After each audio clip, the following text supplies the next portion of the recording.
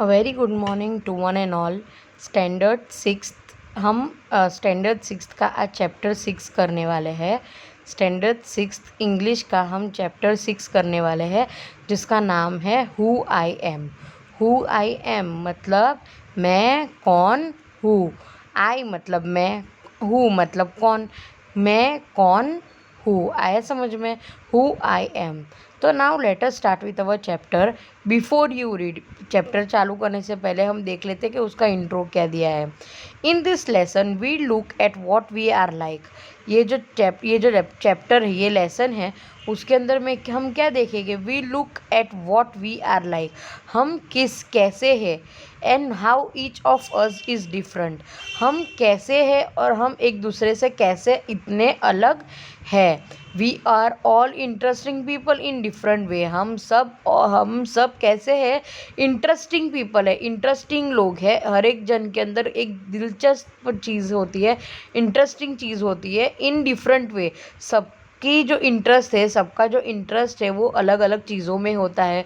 सबकी जो रुचि है, सबकी रुचि जो है वो अलग अलग चीज़ों में होती है। We are all good at different things, हम सब कोई ना कोई किसी ना किसी काम में होशियार होते हैं, अलग अलग चीज़ों के अंदर अच्छे होते हैं। जैसे कि अगर कोई स्टूडेंट पढ़ने में होशियार है, तो कोई स्टूडेंट ड्राइंग करने में होशियार होगा, कोई स्टूडेंट सिंगिंग में क्लेवर होगा, तो कोई स्टूडेंट डांसिंग के अंदर अच्छा होगा, कोई स्टूडेंट एक्टिंग में अच्छा होगा, तो कोई स्टूडेंट पेंटिंग में अच्छा होगा। हर कोई ना कोई चीज़ के अंदर अच्छे है। हर किसी को कुछ ना कुछ ऐसी चीज़ तो आती ही है जो उन्हें स्पेशल बनाती है। तो ये जो चैप्टर है उसके अंदर यही दिखाया गया है कि हम लोग कैसे हैं। हम है एक जैसे, पर हमारा जो इंटरेस्ट है वो एक दूसरे से बहुत अलग है। हम दिखते एक ही है, इंसान है, सभी के पास दो हाथ दो पैर होते हैं, दो आंखें दो कान एक नाक होता है, बट हम एक दूसरे से फिर भी कितने डिफरेंट है, देखने में भी और बुद्धि में भी। कोई बच्चा अगर होशियार पढ़ने में होता है तो कोई पेंटिंग में होता है, कोई सिंगिंग में, कोई डांसिंग में, कोई एक्टिंग में, कोई और कोई चीज़ों के अंदर, कोई हॉर्स राइडिंग में, तो कोई कोई दूसरी चीज़ों के अंदर क्लेवर होता है। As you read this, think about what you are like and what you enjoy doing. अगर हमने ये रीड किया है तो तुम ये सोचो कि तुम किस चीज़ के अंदर इतने होशियार हो और तुम्हें कौन सी चीज़ बहुत पसंद है। तो सोचो बच्चों कि तुम्हारे में ऐसी कौन सी चीज़ है जो तुम्हें बहुत अच्छी तरह आती है और जिसे तुम्हें करके बहुत खुशी मिलती है। सोच लिया?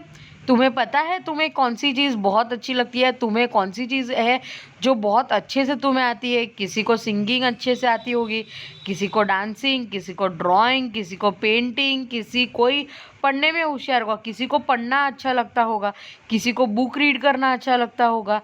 आया समझ में? तो सबका जो इंटरेस्ट है, सबकी जो रुचि है वो क्या होती है? अलग अलग होती है। आया समझ में? तो यहाँ let us start with our chapter, that is who am I, मैं कौन हूँ। तो पार्ट 1 दिया गया है मैनी वॉइसेस। पार्ट 1 जो है उसके अंदर क्या है? बहुत सारे वॉइसेस, मतलब बहुत सारे जन की कहानी दी गई है। तो फर्स्ट जो कहानी है वो है राधा की कहानी। सॉरी, क्या नाम है उस लड़की का? एक गर्ल है जिसका नाम है राधा। उसकी क्या स्टोरी है तो वो देखते हैं। उसे क्या पसंद है वो देखते हैं। My favourite activity is climbing trees. उसकी फेवरेट एक्टिविटी, उसे क्या करना पसंद है? पेड़ों पर चढ़ना पसंद है, क्लाइंब करना पसंद है।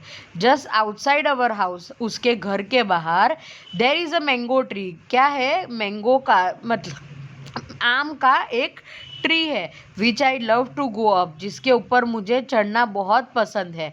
It branches spread out so it is simple to climb up to.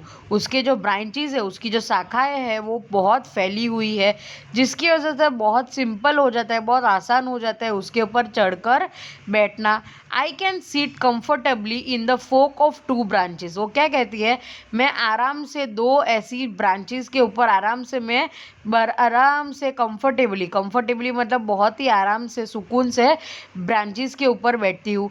My mother tells me it is not sensible for girls to climb trees. मेरी जो मदर है वो क्या कहती है कि गर्ल्स को, वो राधा एक गर्ल है ना, तो क्या कहती है कि गर्ल्स के लिए ये अच्छी बात नहीं होती कि ट्री के ऊपर क्लाइंब करना। क्या कहती है वो राधा, क्या कहती है कि उसकी मदर है वो उसे क्या कहती है कि इट इज़ नॉट सेंसिबल, ये जो गर्ल्स है उनके लिए अच्छा नहीं है कि जाकर ट्री क्लाइंब करना, ये तो लड़कों का काम है। बट एक दोपहर को शी क्लाइम्ड अप टू, वो भी एक दिन मेरे साथ पेड़ पे चढ़ गई। And both of us sat there talking and eating raw mangoes, और हम दो मदर और मेरी मदर राधा कह रही है कि मैं और मेरी मदर एक दिन दोनों जन दोपहर के टाइम पर हमारे जो मैंगो ट्री है हमारे घर के सामने, वहाँ हम दोनों चढ़ गए और दोनों बैठकर क्या करने लगे, वहाँ बातें करने लगे और कच्चे रॉ मैंगो, रॉ मतलब कच्चा, रॉ मैंगोज मतलब कच्चे आम तोड़कर खाने लगे।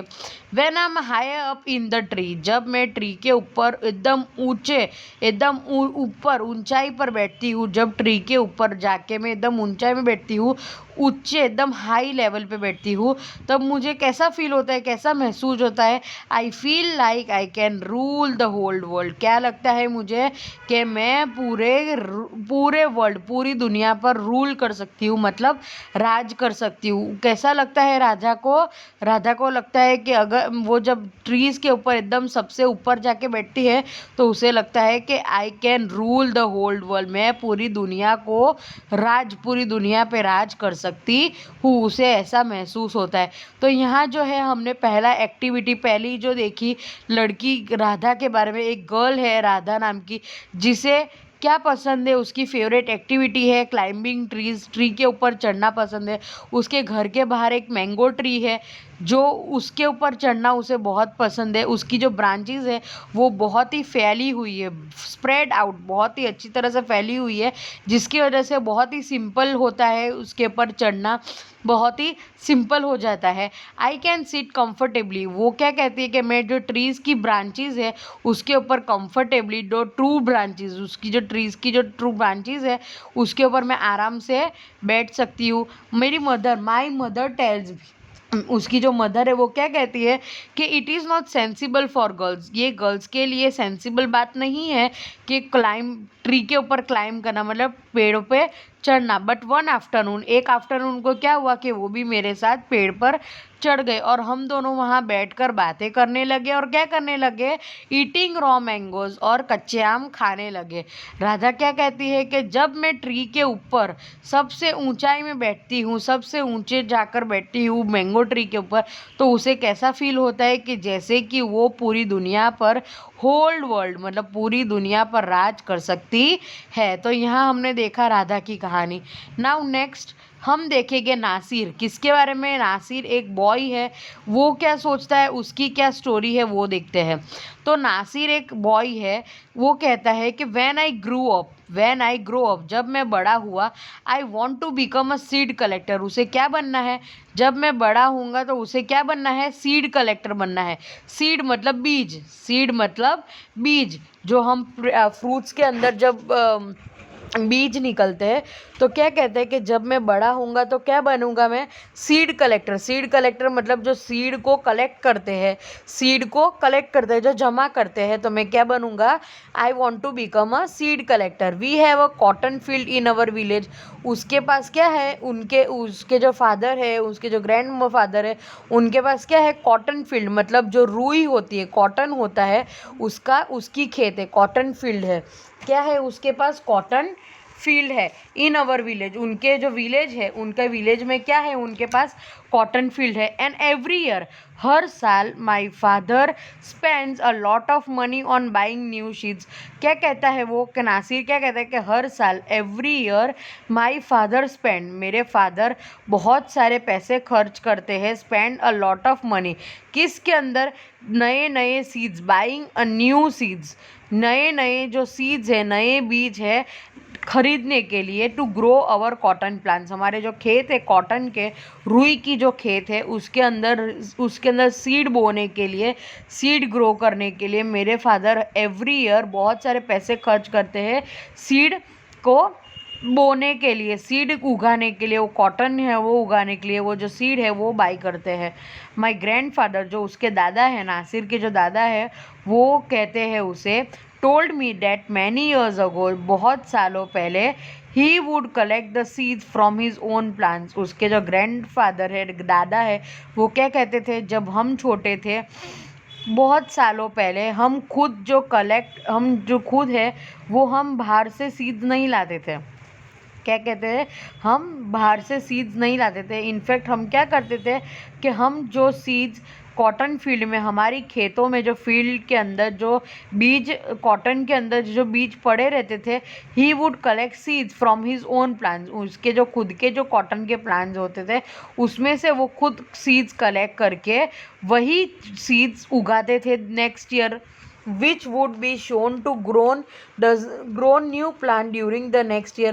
नेक्स्ट ईयर मतलब नए साल, अगले साल के लिए वही बीज वो लोग कलेक्ट करते थे और वही बीज उन लोग क्या करते थे, न्यू प्लांट की तरह उसे उगाते थे। But today that doesn't work, पर क्या कहते हैं उसके ग्रैंडफादर कि आज, बट टुडे, अभी क्या होता है कि ये चीज़ें काम नहीं करती। But today that doesn't work, अब ये चीज़ें काम नहीं करती कि हम कलेक्ट कर कर नेक्स्ट दिन उगाए।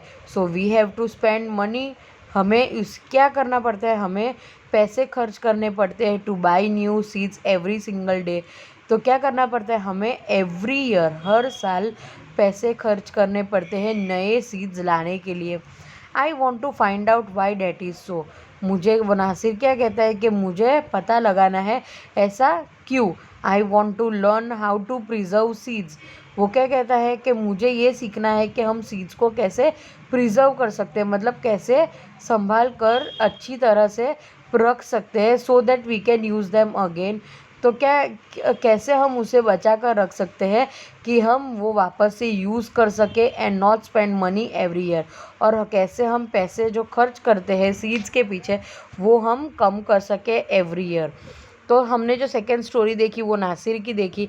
वो नासिर एक बॉय है जो कहता है कि मुझे बड़े होकर क्या बनना है, सीड कलेक्टर बनना है, जो बीज कलेक्ट करते हैं सीड कलेक्टर बनना है। उसका जो खुद का कॉटन फील्ड है, मतलब कॉटन जो होता है वाइट कलर की जो रुई होती है उसका खेती है उसकी, उसके गांव में क्या है, कॉटन फील्ड है उसकी।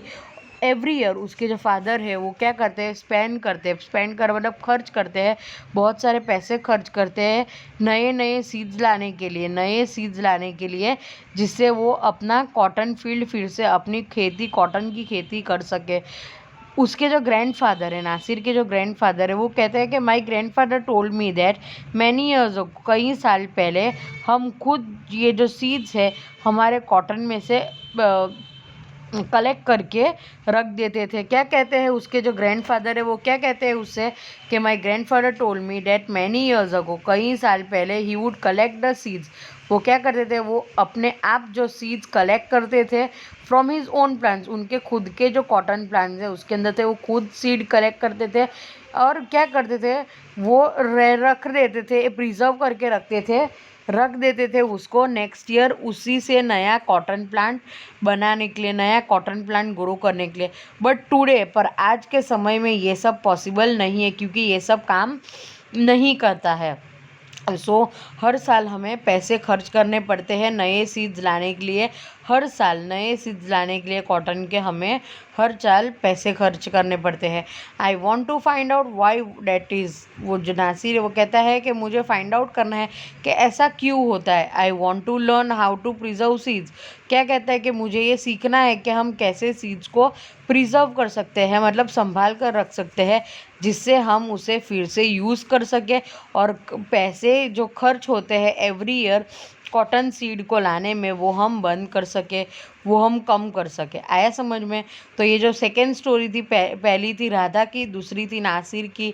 Now let us start with our third story जो है रोहित की। ये भी एक बॉय है, वो क्या सोचता है, उसकी क्या इच्छा है वो देखते हैं। If I had a huge amount of money I would travel and travel, वो क्या कहता है कि अगर मेरे पास if I had a huge, अगर मेरे पास बहुत सारे पैसे होते हैं, if I had a huge amount of money, अगर मेरे पास बहुत सारे पैसे होते हैं तो I would travel and travel, मैं क्या करता, मैं ट्रैवल करता और मैं ट्रैवल ही करता रहता। मतलब मैं एक जगह से दूसरी जगह घूमने जाता ही रहता, मैं घूमने ही जाता रहता पूरा दिन, पूरे टाइम मैं क्या करता, मैं ट्रैवल ही करता। I want to see the mountain of New Zealand, वो क्या कहता है कि मुझे न्यूजीलैंड के माउंटेन्स, पहाड़ देखने हैं।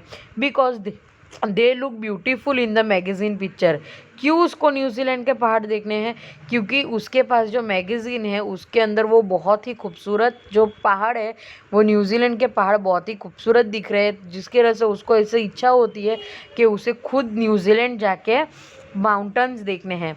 I wish I could sail down the Amazon river in the South America, वो क्या कहता है कि मुझे, आई विश, काश मैं खुद सेल डाउन, मतलब मैं खुद अमेज़ॉन जो रिवर है, अमेज़ॉन रिवर जो साउथ अमेरिका में अमेज़ॉन नाम की जो रिवर है, काश मैं खुद जाकर मैं वहाँ सेल करता, मतलब मैं वहाँ खुद बोट चलाता साउथ अमेरिका के अंदर।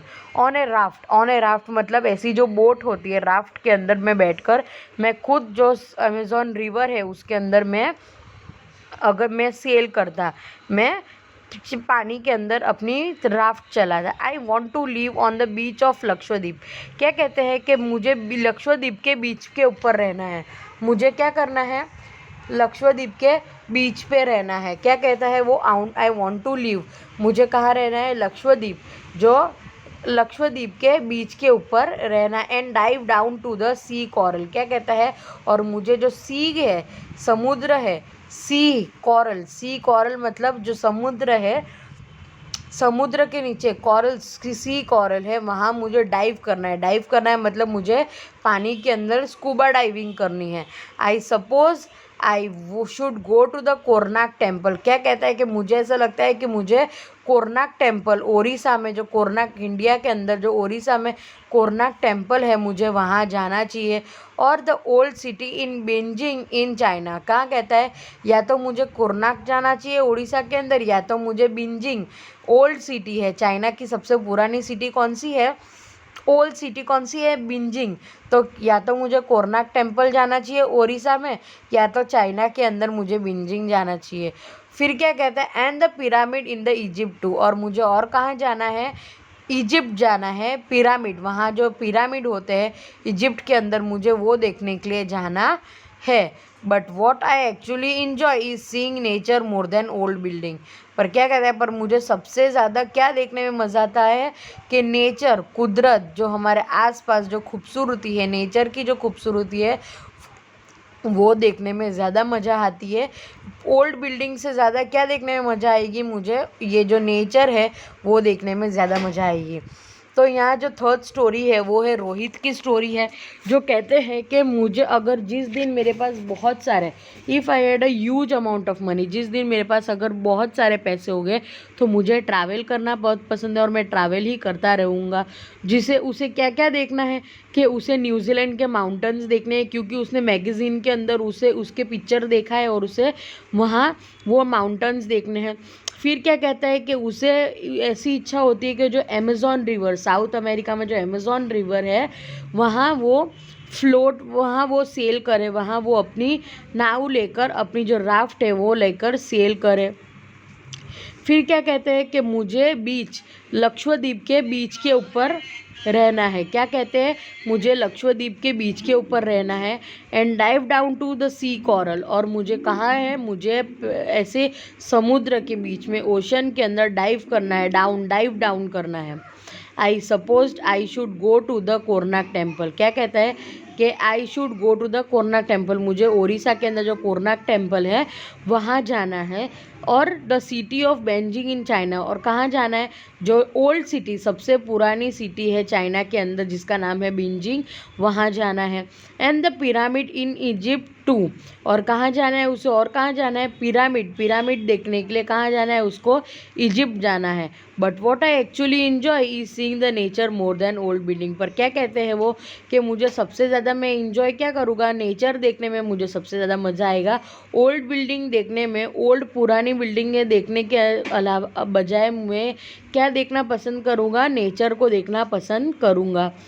तो यहाँ हमने स्टोरी देखी, वो थी रोहित की स्टोरी देखी थर्ड।